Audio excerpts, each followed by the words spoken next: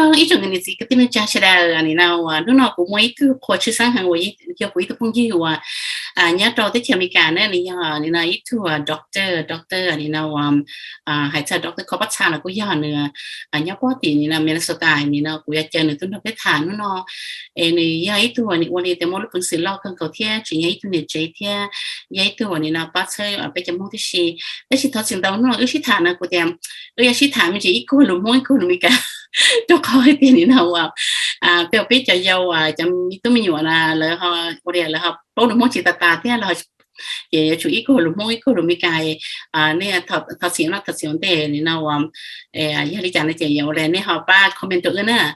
Okay, right. My special guest today is a friend of mine all the way from probably St. Paul, Minneapolis, and she is currently working as in her own practice.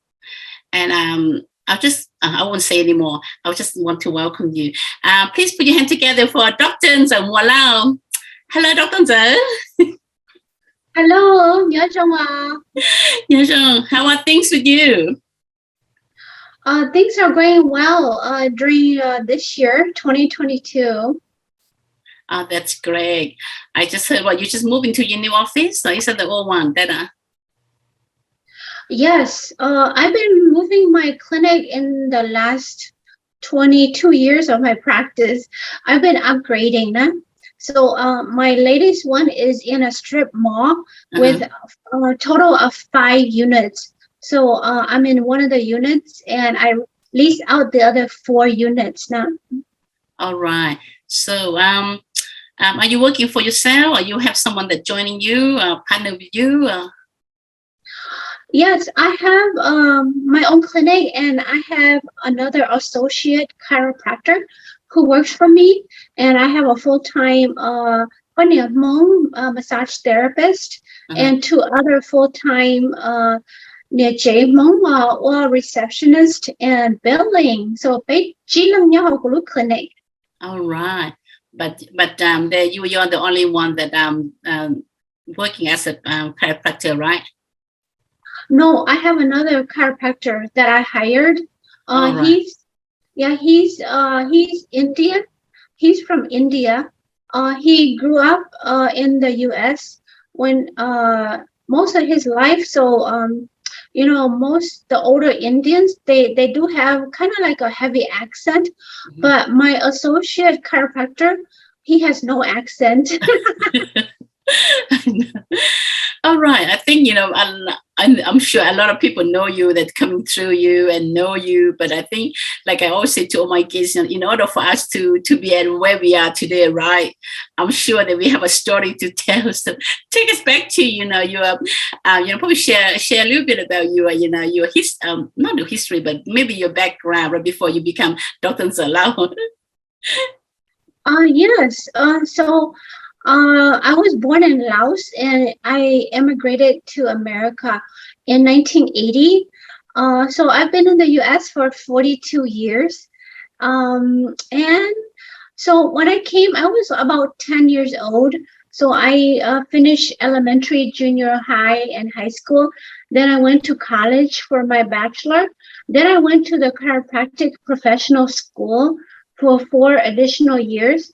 And there I got my DC degree and I got my licensed acupuncturist degree. After I finished the program, I wanted to open my own clinic because I wanted to be my own boss and set my own schedule and just be a business lady. I'm married with 4 children and they're adult children now. I have 3 boys and 1 girl. I can't believe it. You look so young. Wow. So, did you always want, when you were young, did you always want it to be a chiropractor? No, when I was in high school, I thought about being a healthcare doctor, but I don't know what kind of healthcare doctor I wanted to be. So I was just like taking prerequisites for medical school and other like dental school and chiropractic school. So towards the end of my undergrad, I decided to go into chiropractic because it was I think the courses were very fun and interesting, huh? Like gross anatomy, you learn about the human body, the whole system, the nervous system, and the digestive system, and the uh, blood and artery system. So those things are very interesting to me. I find it fascinating. The courses are not bad. They're not that hard. So that's and because there was no Hmong lady chiropractor before, so I wanted to be the first one. So And I pursued congratulations! that. I think you're the first one, right? The first female Hmong chiropractor. Yeah, I think I am because I graduated in 2000. Yeah. Prior to that, nhưng mà bây giờ mong chính là chiropractor mới tu em mong hay nữa California. Nữa tu I think người ta thọ ít thế qua chơi cho trâu này. So he's the first Hmong chiropractor in the U.S. and he graduated in 1996. Yeah. How do you feel to be like the first lady, the first Hmong chiropractor? Well, it's it's good to be the first lady and the first lady to open your own clinic, because when we first I graduated with a couple of other Hmong guys too, so we all like opened our own clinic and we all like competed with each other, and we had challenges, but we learned a lot from chiropractic professional school, so we were able to open right away if we wanted to, or you can go and be an employee at someone else's clinic. So now take us back, to be right to become a chiropractor in America. Right? What do you have to do? Like, do you have to go through after you finish your college? Do you have to go do what? Take us back to just for some of the other people that perhaps that they're not in the US, they don't know how to get through there. Right? Yeah, to be a chiropractor, you could finish your undergrad, which is a BA or a BS, or you could just take the prerequisites, the health science courses, such as like biology, chemistry, organic chemistry, mathematics, physics. Those are called health science courses. So you could go into the professional school without a BA or BS, or you could finish your BA and BS and apply towards the professional school. And the chiropractic program is 4 years program. After that, you're done. You just take national board exam, which are four exams. Part 1, 2, 3, and 4. So once you pass those national board exam, then you get your license and you can practice. If you don't pass your board exam, then you cannot practice. Right. So what is the total? Or that how many years altogether that you have to study? I mean, from college, and then what you said you had to top up it. How many years? 4 years? Yeah. So total is 7 to 8 years. Yeah, like 3 years undergrad, or 4 years undergrad, and then 4 years at the professional chiropractic school. Right. And then what? So once you graduate, you can actually, you said you can actually, after you have gone through all those 4 exams, right? And then you can just practice anywhere, or you have to practice within only in Minneapolis. So some states they have board exam, others they accept the national board exam. For example, if I were to go to North and South Dakota, I don't have to take any state board exam. I could just use my national board exam to practice there. But if I go across to Wisconsin, I have to take their state board exam and pass in order to practice in Wisconsin. Really? So yeah, Wisconsin is just next door to you.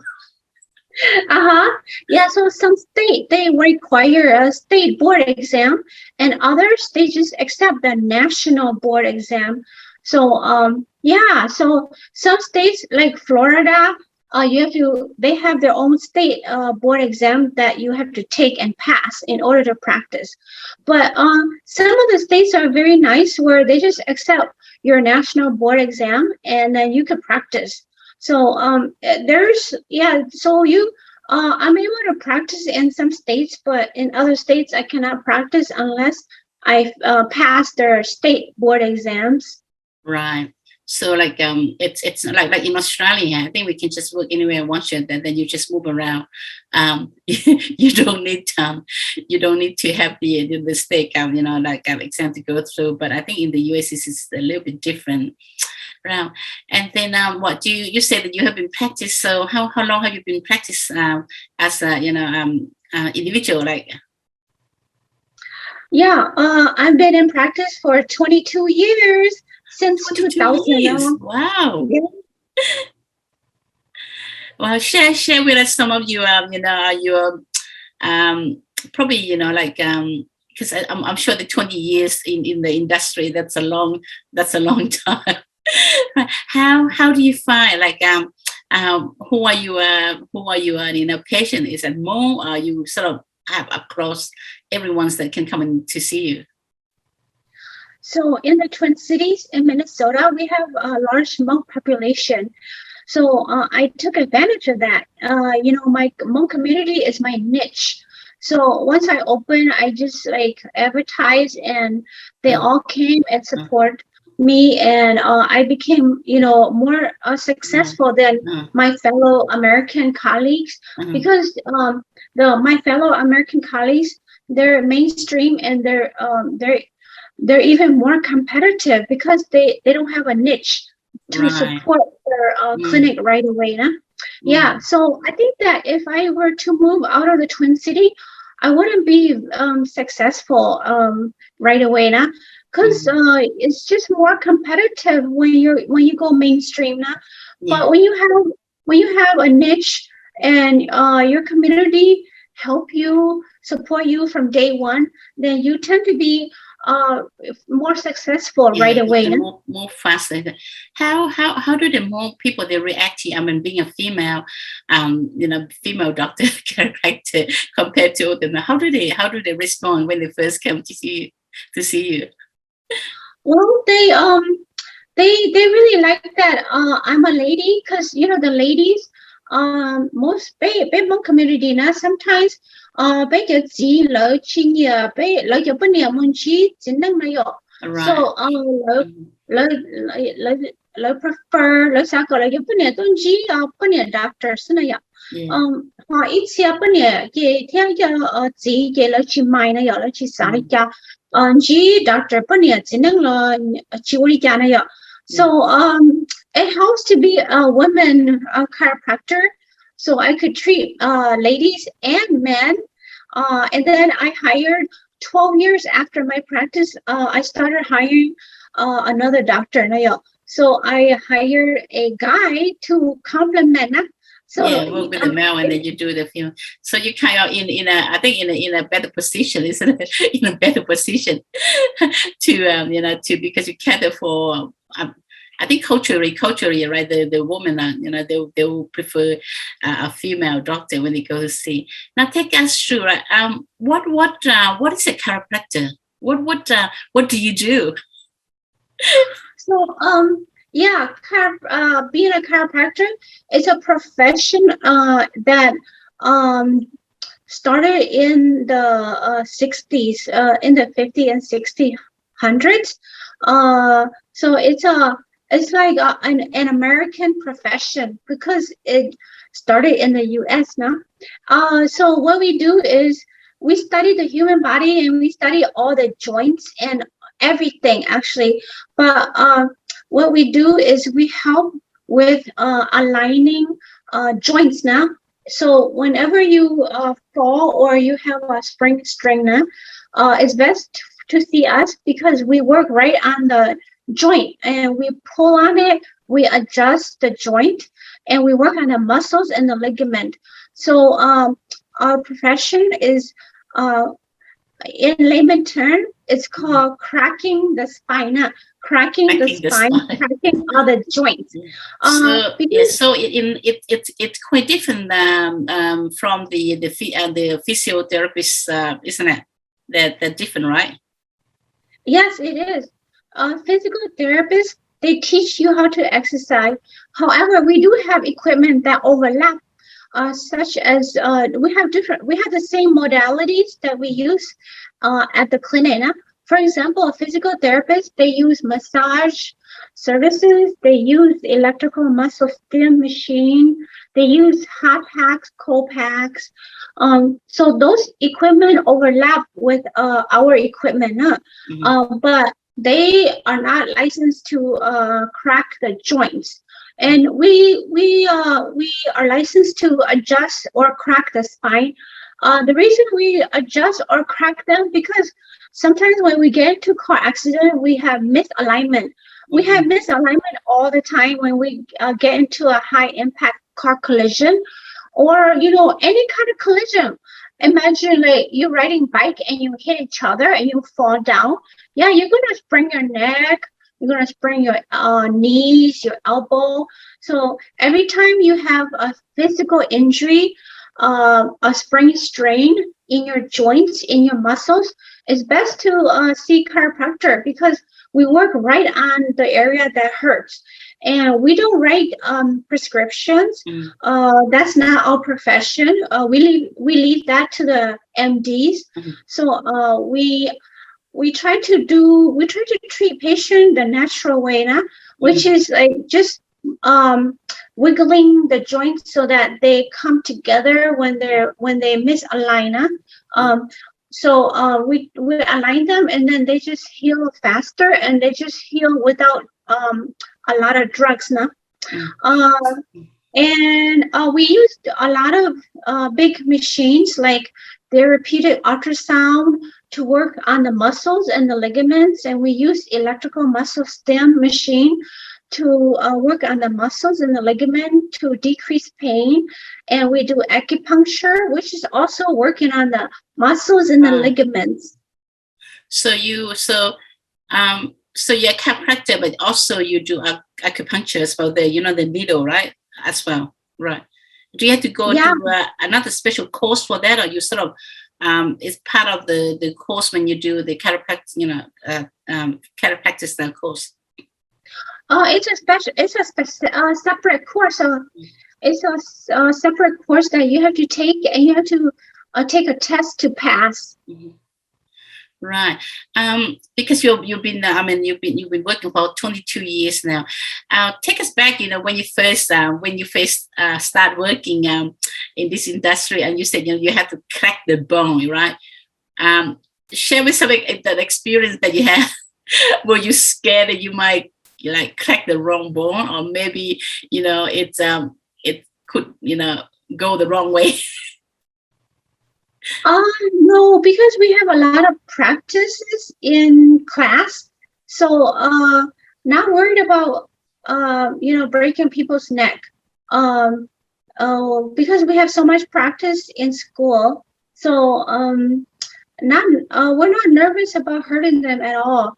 However, we do take a thorough history, and we do a thorough examination on a patient to get to know their body really well, and to have confidence that after we adjust them, they don't we don't hurt them. So we do examination.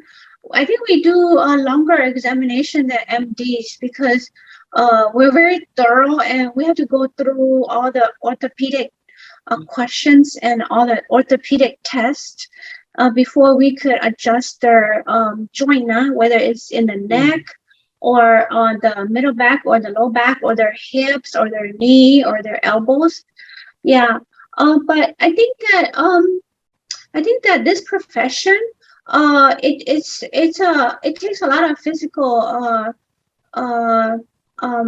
energy out of the doctor. I know because it's, I'm just looking you're such a tiny lady, you know, and you're working with if you're working with a huge person, that must be a yeah, challenge as well. yes, yeah, I'm pretty small, so big people are a challenge to me because I can't do their if they're bigger than me, then I cannot manipulate their low back now. Uh-huh. Because when I manipulate or adjust the low back, I have to use my whole body to press on them. uh, but if patients are my size, then it's really easy.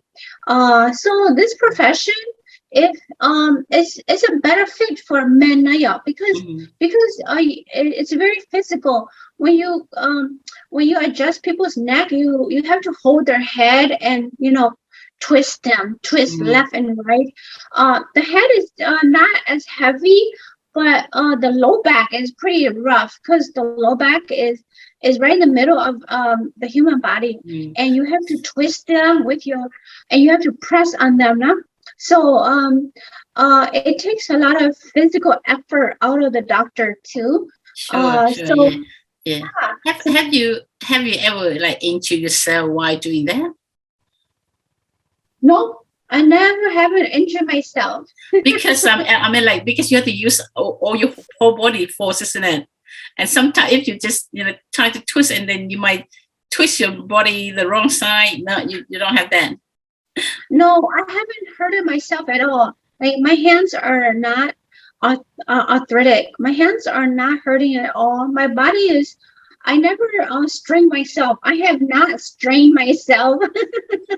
That's great. Because like if you have a picture, these huge ladies are coming like me, they're coming to you, and you have to try to sort it out.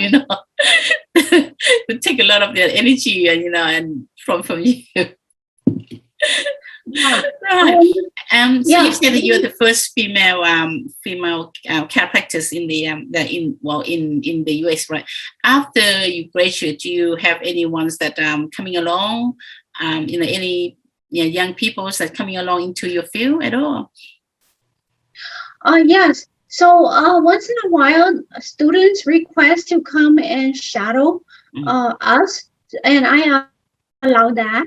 Some chiropractic student, they want to intern at my clinic, Mm-hmm. and I do allow that too. I have to register as a mentor, so I have to register with the college Mm-hmm. as a mentor. Then they could come and do their internships at my clinic. So yeah, I do get chiropractic students. I do get high school students. I do get other 2-year college students who are like they're going into like billing or coding or just medical assistant Mm-hmm. program, and they need experience. Then they request to do their internship at my clinic, and I'm open to allow students to do that. So I value I like to be of help to Mm-hmm. many students, nah? And sometimes I even offer like summer jobs for them. So, so what is the joy? Like what's the reward of working as a chiropractor for 20 years or 22 years, and I can see that you still enjoy it very much. Yeah, every day is different, and I feel like I'm a teacher, and I feel like I'm a counselor. I like to listen to their problem, and I like to just be their friend and help them get better, and just give them resources. So every day is different. I see a lot of people who get into car accident. I see people who get hurt from work. I get to see people who have chronic pain Mm-hmm. due to farming in Laos or Thailand. And, I see a wide range of ages too. I see little kids to 120 years old. So we treat little kids, like for example, if if anyone have a newborn that is very irritable or cranky, most likely they have a string in their neck, because coming through the birth canal, infant will strain their neck, and if they are very irritable, they cry a lot, and they just cry and cry, or if you notice that they have a crooked neck, then they do get a strain in their neck. So we see little infant to old age. And wow, that's interesting. That in a Hmong term, if you maybe perhaps said you should talk about play more but in fact, when you look at it does make sense. For the baby to push out the birth canal, it's a lot of hard work, and nobody seems to be thinking that they could even harm themselves. Yeah. So that's interesting. So you even treat it. How is it? Do you have many cases like that or not? Like with the new a small baby? No, I don't see a lot of cases, but when I was interning, I had a mentor who practiced children. So we do see a lot during my internships. So that's how I came to know that infants will have string in their neck. They even have their ribs, their clavicle broken while they come out of their mother's womb, because they're squeezing themselves out into the world. And they would have strained their neck, have broken collar, or like their hips would be out of place. Yeah. Right. So if you have a newborn that is like crying nonstop and is very miserable, get them checked out at the chiropractor. Wow, maybe instead of going to see a shaman, they should come and see a chiropractor. We have to start giving that word out. This is interesting. That's really really interesting. Now I'm gonna go back. So you have a bit of to do with the Hmong community, right? Share with some of the interesting that you have been doing with the Hmong community. Well, so in the Twin City, in Minneapolis and St. Paul, it's the second largest Hmong population in the U.S. now. We statistically we have about 80,000, but I think it's miscounted. I think we have in the 100,000. 100,000. Yeah, we most likely have more than 70 or 80,000. I think we have over 100,000 Hmong people in the Twin City. So I like to volunteer, I like to volunteer to be a judge, or I also like to volunteer for American organization. For example, the Science Museum of Minnesota, they invite me to be their board member for a couple years, and it's been a privilege because they just because I have inputs in their display now, because there's a display of the human body that goes around different museums, and I hope that you have seen the Human Body Museum, because it's a display that goes all over the U.S. They transport. Their display is a real human body that volunteer their body to be studied and to strip out and see all the muscles and see all the internal organs and see all the brain. Yeah, have you seen that human body display now?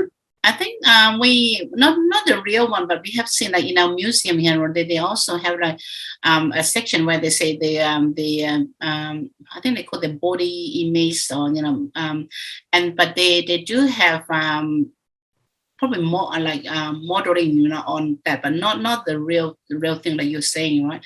They probably have things that you can see all the organs, but it's in a plastic sort of size. But not like the real like the real one in a fresh. Oh, really? Yeah, in the US, yeah, the human body display, they use real human, so it's so amazing. Oh, Yeah, that's so interesting. when they came to Minnesota, I was one of the board member giving them advice.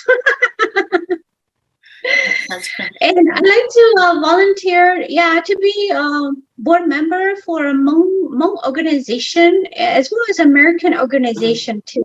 So you probably sitting on a few more board as well. Say it again. Are you sitting on any of the Hmong community board, the association? I just like to be a board member All and right. So, but do you're not in a advice. position like not the no. You, I think you have more headache now. No, I don't like to take on a position. I just like to be a board member. How's the situation in the US at the moment? I think there's a lot of things going on social media lately, but I don't know whether you want to comment anything on that. Well, this week is so ridiculous. I We know. are arguing. We are arguing over the word Hmong and Hmong. What do you make of this? Well, I think that it's really silly because whether you write HMOOB or you just write MOOB, it's the same thing. Yeah. And since it's already engraved with the letter MOOB, now just leave it. Yeah. I think there's no, it's supposed to be modeling, but it's okay. I think that Moderna, we have dominated with so much writing and books, and with just that one rock in St. Paul at a park, they engraved the word Hmong and MOOB, and like people are furious and they wanted to be HMOOB. And I think that it's ridiculous to argue. I think that we're just destroying our reputation by fighting over those words. Actually, when I saw it, right, I was it was quite funny, right, when I saw, because I thought that this is only my own opinion. I just thought that from people, like, I live in another country, right, and if I come to Minnesota and I saw that sign, I'll be so happy that, wow, that's a sign to welcome me to the park. And I think people just have too much time. I think too much time that the little thing that they just take a little thing. We have more things, around the world that we can do, but why are they taking just a little thing for one? I don't know. Anyway, that's beside the point. Now, let's talk a little bit about the your personal life, right? I think you like you said at the opening, you said you're married, you have children. So, how many children do you have? I have 3 boys and 1 girl. And they're what? You said that they're all adult now. Are they? Yes, my boys are like 24, 22, and 20. And my girl is 12 years old. So anyone that would like to follow your footsteps at all?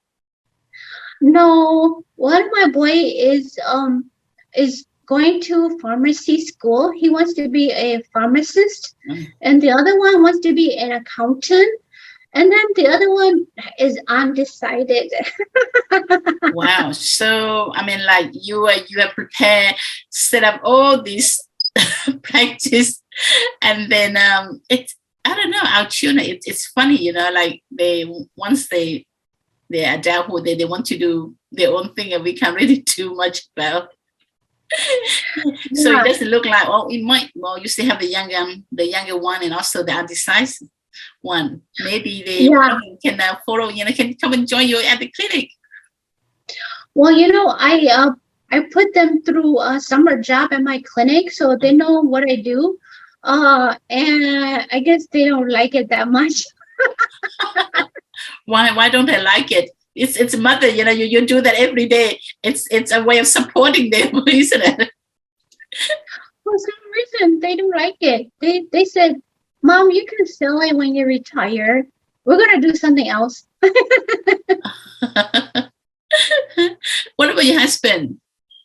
What is he part of the working with you as well?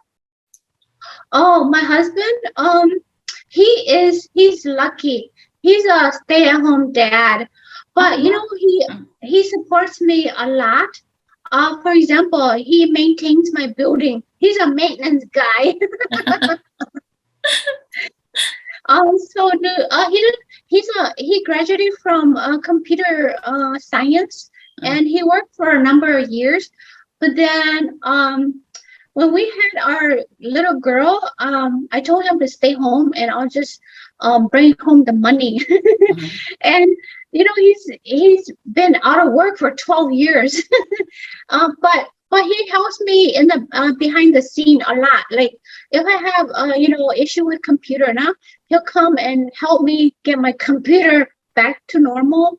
And he helps with because I do a little bit of real estate on the side. So like all my buildings, we own the building, so there's maintenance to be taken care of. So he's really my stay-at-home dad, and he's my maintenance guy. I think he's your lifesaver. He's your lifesaver with a husband with multitask, multi-skill. Yeah, he is. Pat, he is my lifesaver. Yeah, he supports me behind the scene all the time. Oli có hay là tôi nhớ chế đó chỉ là mà tôi chỉ nhà cha. I know. It just reverse the role. Like when you're a housewife and the husbands go to work, and people think that you're home, you have a lot of time, but in fact, I'd rather be the one to go to work and let the husband stay home, and they'll know that's. It's so true. You just have the title of staying at home, but then you have so much responsibility. Like youជួយខុសលើចឹងណាគេ you see saji you continue channel saji you, and then you take care of the children, you take care of the house chores, and he takes care of my buildings, my commercial buildings. So he works really hard, but he doesn't get paid, and he doesn't have the title. Well, like I said, he's your lifesaver. Without him, it's kind of like without him you would not be where you are today, so a lot of credit had to go to him. Exactly, Pat. You only come by 100%. Yeah, like I always say to when I interview the male, I always say that never put your wife down, because without your wife you would not be here today. So the same with you, hubby it's probably responsible for you being here today. So that's great. It's so true. When he stopped working, he took a lot of stress out of my life. Right. So now what are you planning to do in the future? Well, I plan to retire early, because I'm already 51. I'm looking forward to early retirement at age 55, and I'm gonna come over and visit you. Please do. I'm 60 now, so you better come soon before we can go out together. That's great. I think sounds like you have a good plan, and now the children are growing up, and then you have a bit of time for yourself right now. At this stage of life, how do you define yourself now? Well, I think that I'm looking forward to early retirement and travel, and I'm also looking forward to be a grandma. But my boys don't have girlfriends, so I think I'm going to be free for the next 10 years. Don't count too much on your children now. Like my eldest is 35. I'm still no size. So. Oh, that's great. Yeah, yeah. Sounds like you have a good life, and now you have a very good support husbands, and the children are really on the track, right? Maybe I just want to check, like how do you what give us some tip on her raising children, right? How do you raise your children? Oh, Pat, raising children is one of my most challenging things. um, my three boys were mainly raised by my mother-in-law and my father-in-law, but my girl was raised by my husband because he was a stay-at-home dad. And I'm the one that's very tough now. Like I have high expectation for them, but my husband is the laid back kind of parent. So it balances out. I think that one parent has to be tough and the other one has to be a little bit softer. So the kids could stay staying here. Yeah. Mm-hmm. Because you can't really be too strict parents. Do you set a path for your children's future, or you let them choose whatever they want to do? I do. I just give them advice, and they get to choose what they want to do. We as parents, we want them to be successful in whatever they choose. And some careers are harder than others when it comes to making money. Yeah. So we do. I do. I wish that my children would follow my step and take over my clinic, but they say that they don't want to. So I just say it's okay if they don't want to. They have some other interest. So I just let them do what they want, and just kind of monitor on the side and give them advice still. You never know. Maybe one of your building they might turn into a pharmacy. Yeah. Yes. One of my son is going to be a pharmacy doctor, so I'm really proud of him. I think he only has a couple of years left. All right. Yeah. Wow. So something to looking forward to, right? Now, I think we just come to the end of our conversation now. So is there anything that you want to share with us that we haven't covered? Well, I think we covered a lot. I don't, unless you have other topics, but I do enjoy my work, and it is pretty, it's a good career. And I think that, if anybody wants to follow my footsteps, there is opportunity. However, I just recommend that because this career is very physical also, because you're using your hands, your body to move people's bones. It's if you gotta be you gotta have the strength now, and you have to exercise yourself, and you want to be strong and to perform your work. But if the ladies like this profession, just go for it, because I went in blindly. I never had a role model. I never been a patient of a chiropractor. I just read about the profession in the book that is published by the U.S. government. It's called Occupational Outlook Handbook. It's a very good reference book. So I read about it, and I just like, wow, I think this is a fit for me. So I went in blindly, and I never knew that it was physical until I came into my own practice and I started working. Because in school, you just do intern, and you just do part of the whole business. But when you're on your own, then you have to do everything, marketing and being a doctor and billing and working with insurance and working with lawyers. So there's a lot of there's the business side, and then there's the doctor side. So there's opportunity if anyone is interested, and feel free to call me or shoot me an email.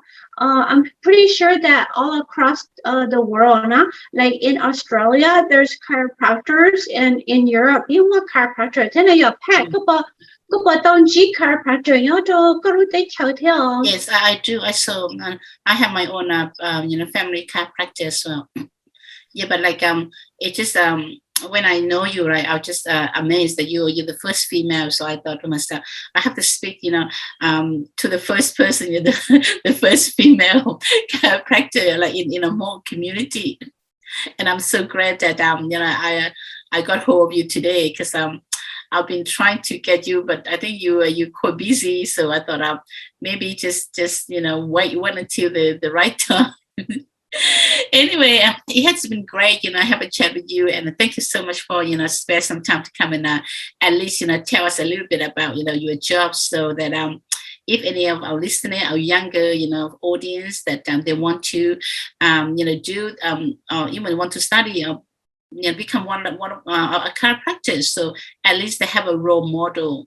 At least they have someone that they can actually ask, hi, what is it like? So at least that they don't, go into the course like you said, going there without knowing that, there's a lot of physical work, hard work. It's not as I guess as beautiful as now as when you study the theory, isn't it? But in practice, it's different. But I'm sure that it's a very rewarding, in any way, really rewarding careers that for them.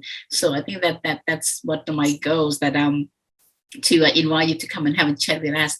Now, just before we finish, I always finish with my guests with 3 words that describe yourself. So can you give me 3 words that like best describe who is really Dr. Yer Moua-Lor?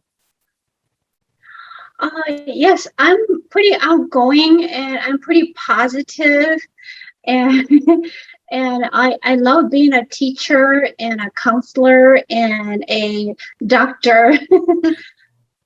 So you just like, probably the best one to describe you, isn't it? Like you're very outgoing, and then I think your profession, you have to be outgoing too, isn't it? And a positive. I love that positive, because you're in I think without positive thinking, that will actually you'll find very hard to achieve what you want to. So thank you so much for your time. And then like I said, if you have time, please come and visit us in Australia, but come sooner. Come sooner, right? And thank you for your time today, right? Okay, nhớ rằng mà. Okay, xin chào. Xin chào.